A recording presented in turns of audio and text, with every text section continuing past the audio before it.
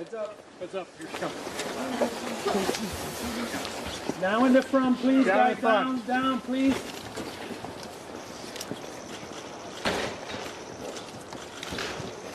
Hello, everybody. Hello. Good evening. Well, I have just finished testifying. I answered every one of their questions as fully as I could, based on what I knew, and what I knew is what I said in my statement this morning. I never met Jeffrey Epstein, never had any connection or communication with him. I knew Ghislaine Maxwell casually as an acquaintance, but whatever they asked me, I did my very best to respond. It was disappointing that they refused to hold a public hearing, so I wouldn't have to be out here characterizing it for you. You could have seen it for yourself. We had asked for that. We think it would have been better for the committee and its efforts to gather whatever information they are seeking. We had a bit of a challenge in the beginning because we had agreed upon rules based on the fact it was going to be a closed hearing at their demand, and one of the members violated that rule, which was very upsetting because it suggested that they might violate other of our agreements. So we had to cease the hearing for a period of time until we could get assurances that no rules would be broken going forward, and we returned to answer questions repetitively, literally over and over again. I don't know how many times I had to say I did not know Jeffrey Epstein. I never went to his island. I never went to his homes. I never went to his offices. So it's on the record numerous times.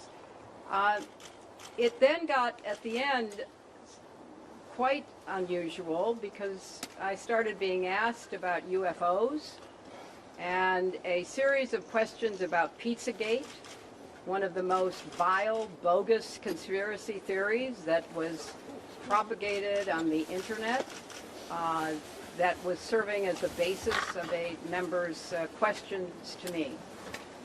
So I can only say that the best exchange that I had came at the very end, when, contrary to every other deposition they have taken, no Republican member asked any questions about Jeffrey Epstein or Ghislaine Maxwell to anyone else they have deposed.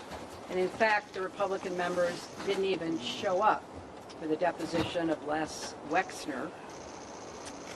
And when I said that, I had to point out that the only questions that any Republican member asked of any of the people they deposed was of former Attorney General Bill Barr, when Chairman Comer asked him about the allegations, in his view, about Russia's involvement in my election in 2016. So at the very end of this hearing, after I made that point, I want to commend Chairman Comer for raising a series of significant questions that I responded to about the nature of the investigation and the areas that I thought should be explored. So I appreciated that. I want to see the truth come out. So that was a reassuring way to end a very long, repetitive deposition. Secretary, you spoke in your opening remarks about how heartbroken you have been for the Epstein survivors as these files have come out. Can you talk to us a little bit about how you have processed and reacted to the fact that the former president, your husband, Bill Clinton, is referencing the Epstein files numerous times, including in some photos featuring women?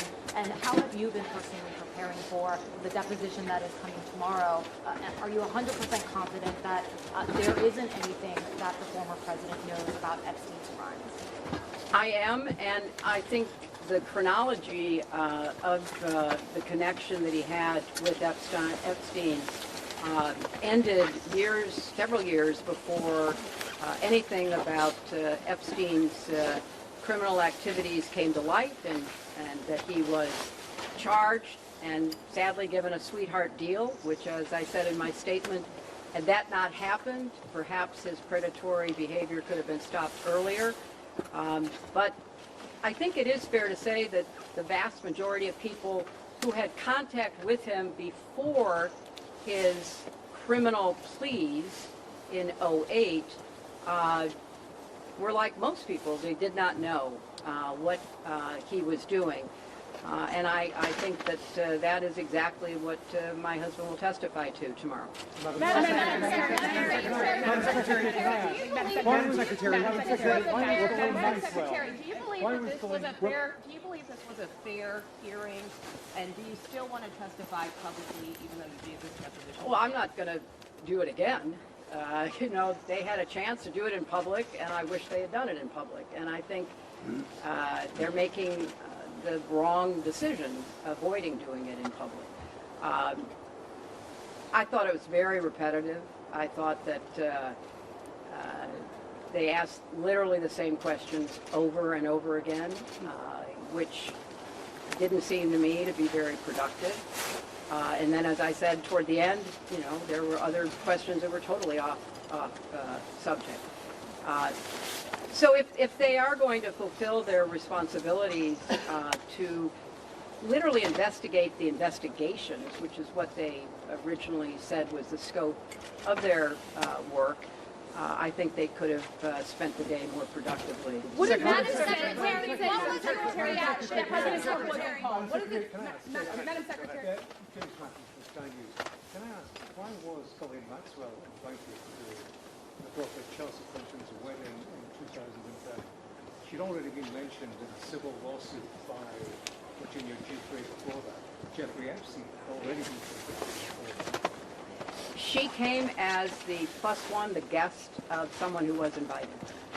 Madam Secretary, can you tell us your reaction, please, to the photos of your husband in the hot tub in the swimming pool? What message does it say that President Trump was I don't know when the video will be out. I don't know when the transcript will be out. We've asked that they be out as quickly as possible, and then you can see. Madam Secretary, what was your reaction to you as the President Trump photos was in the called? hot tub? We heard from Bill Gates concerns about Epstein trying to blackmail him.